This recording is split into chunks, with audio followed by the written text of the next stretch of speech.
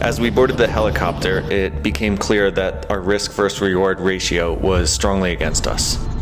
Flying out of Paramaribo, the landscape quickly changed to forest and then to untouched jungle, which is filled with hidden dangers. Despite being the dry season, the rivers were running high and it was very difficult to find a place to land. The river we'd selected, called the Tanjiemama Creek, was so small that if you blink, you'll miss it. It took a while to find a suitable landing spot, and it was dangerous at best. The Surinamese military pilot, barely 30 years old, actually did an excellent job and got us down without hitting a tree, though it was close. We deboarded in the furing winds of the helicopter and watched it take off.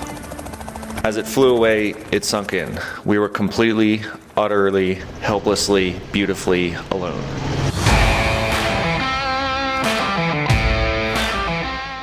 This is the story of the first full descent of Tanjiemama Creek in the jungles of Suriname, South America. We'd found the Tanjiemama Creek on Google Satellite View and knew we had to paddle it. It had been descended once before, maybe the year 2015 or so, but not in its entirety. We don't know where they started from, but it wasn't as high as where we got dropped off. We would spend about 10 days camping and surviving in the jungle on our own. Super hot. It's mid-afternoon. There may be a storm building, but it's eerily quiet. Something crashed in the distance. An iguana dropped from the tree and landed in the water and swam under my kayak. We never know what's around the next bend. Jaguar! I'm alone, I'm more vulnerable. It's a jaguar! We were being stalked by a jaguar. So it's about an hour after the Jaguar Encounter. He was ready to pounce on me. He stopped at the last second. We managed to scare him off, partially with Dave splashing. He ran up the tree and was kind of over Dave. We didn't know if he was hiding or if he was gonna pounce on Dave, but we paddled like mad. Probably covered a mile and a half in half an hour, did a portage. And now it's really dark, so we had to camp. So we survived the Jaguar Encounter. First time, probably the last time any of us will ever see a jaguar. Super scary. The thing was not scared. And now we're hoping to get a good night's sleep and hopefully not see him again.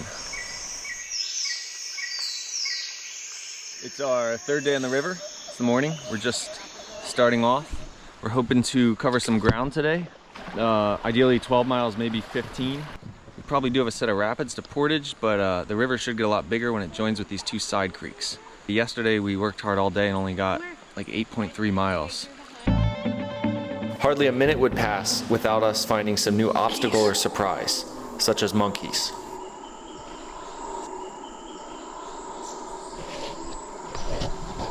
We don't see him, but we hear him.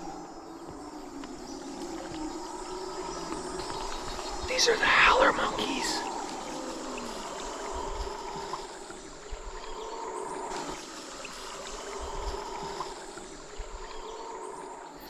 Clouds have been building for a few hours. It's getting dark and now a cooling breeze just hit.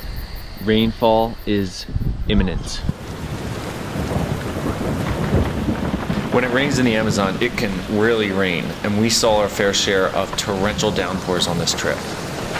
Just when you think it couldn't rain any harder, it does.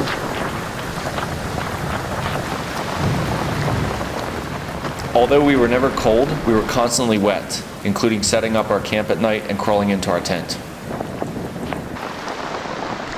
So it's nighttime now, we're getting ready for bed. Before we go to bed, it's super important that we do our dermatological checks. That we are making sure that we don't have any insects embedded in us. Here's the mite removal.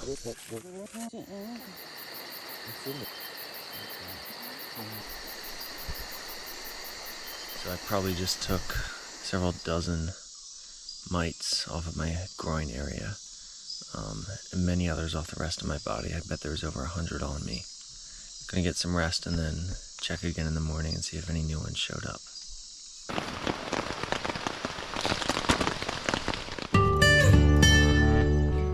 We're in a flat spot. It's super hot. We're gonna try to catch some fish here. We got a line rigged up to the backpack going out behind us. And we'll see if anything takes the bait. The pristine upper reaches of the Tanjiemama Creek are absolutely filled with fish, teeming with fish. We carried fishing rods with us and fished daily on the river, from the beach, at nights, during the day.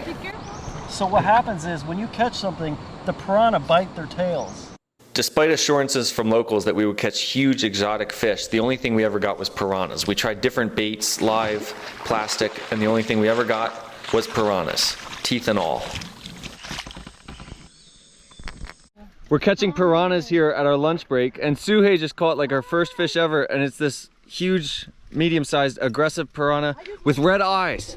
I got one, it's medium size, and I'm so scared that it's gonna bite me. No joke. We even started using piranha meat as bait, but that only gave us more piranhas. So scared. Whoa!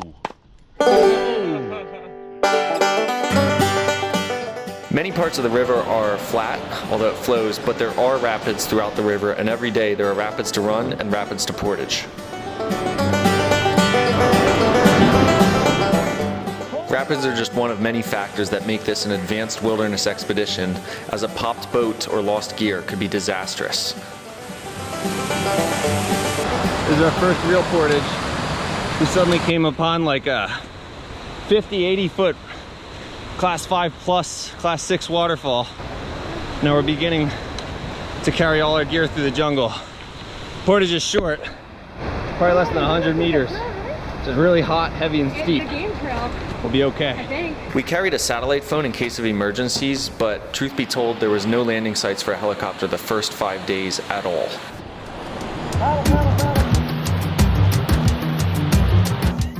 We were all alone in the Surinamese jungle. This is like the 10th caiman sighting of the morning. He's watching us, but he won't get close. You can see him right in here. There's his head just swimming upstream. The Amazon rainforest is one of the most biodiverse places on Earth, and we saw our fair share of incredible creatures.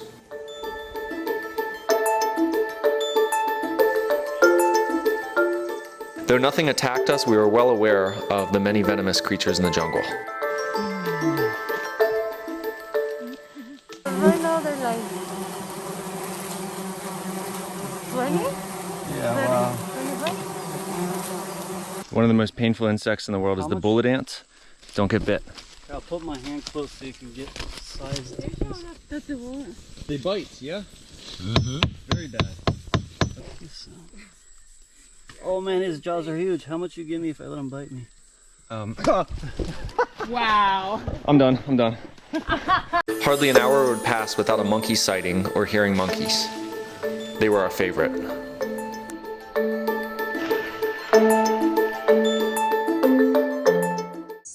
You gotta keep us up all night, aren't you, you little fucker? Near the stove, we noticed a huge amalgamation of giant ants with pincers. We think they're leafcutter ants.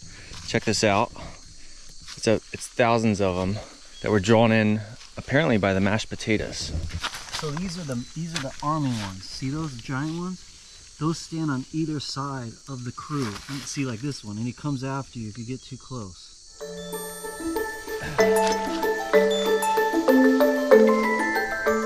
Every campsite has its own set of insects.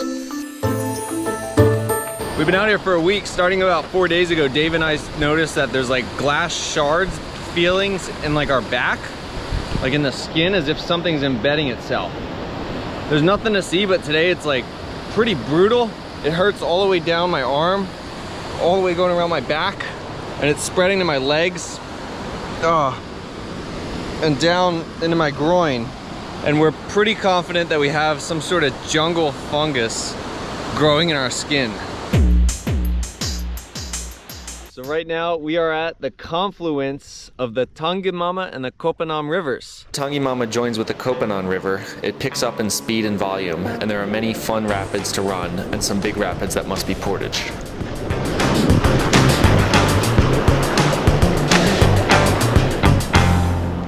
The big one is called the Modervallen. Here we are. The major Kopanon Rapids.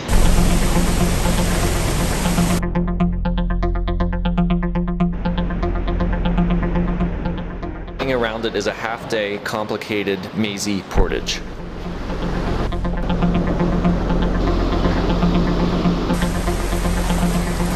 And then suddenly, victory. We've made it back to civilization. We survived the jungle, and it was awesome.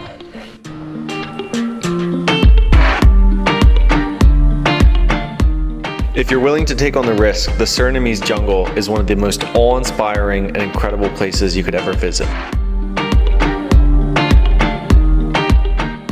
Over the dozens of expeditions the four of us have experienced in our life, this is easily one of the best.